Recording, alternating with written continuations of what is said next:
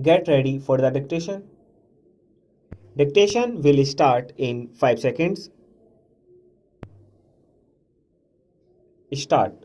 Then the board constituted in this way should be asked to elect its chairman.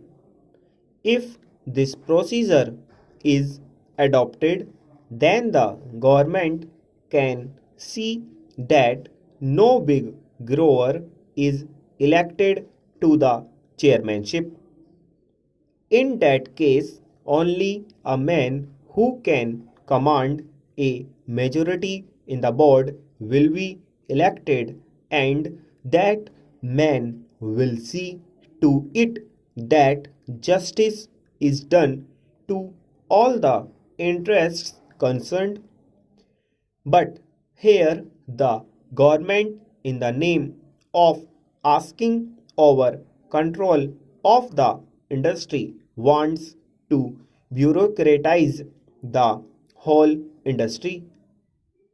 I do not think that by bureaucratizing the board, the government will be able to, in any way, to help the industry to develop or to bring about better working conditions for the labor.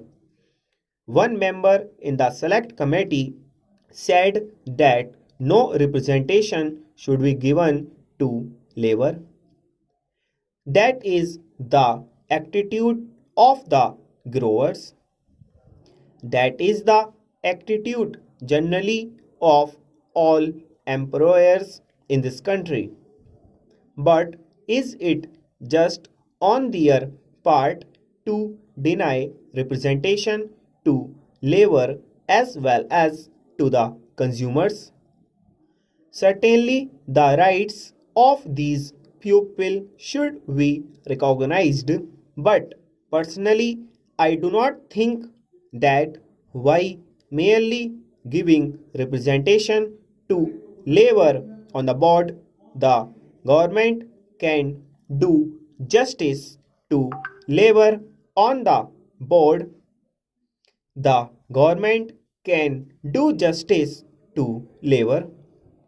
It is true that the minister in the select committee, as well as in his reply to the debate in the other house, said that the working conditions of labor were very pitiable and deplorable and should be improved.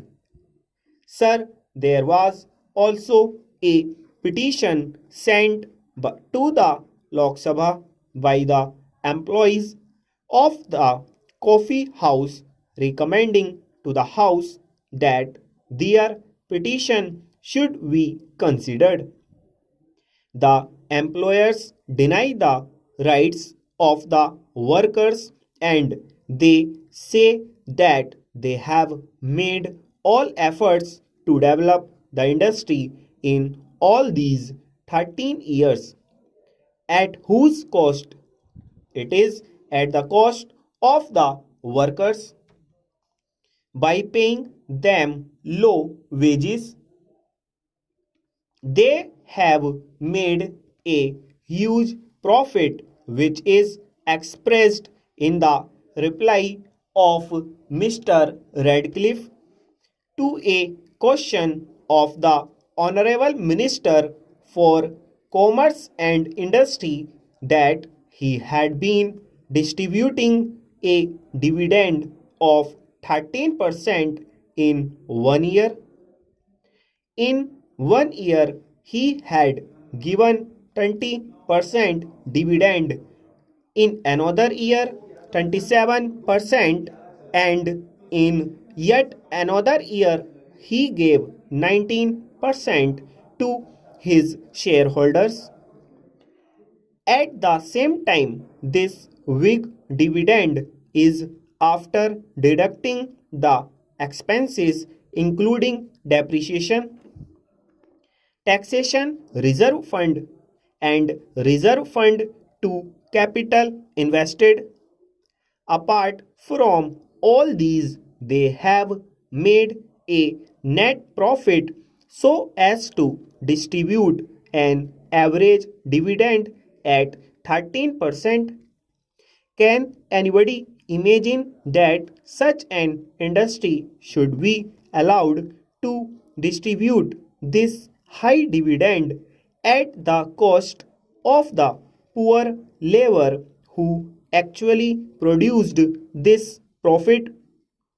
Certainly, at the cost of the poor labor and the pupil, they have got this profit.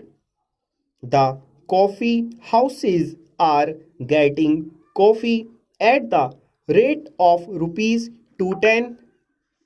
At the same time, how do they sell coffee there? Stop.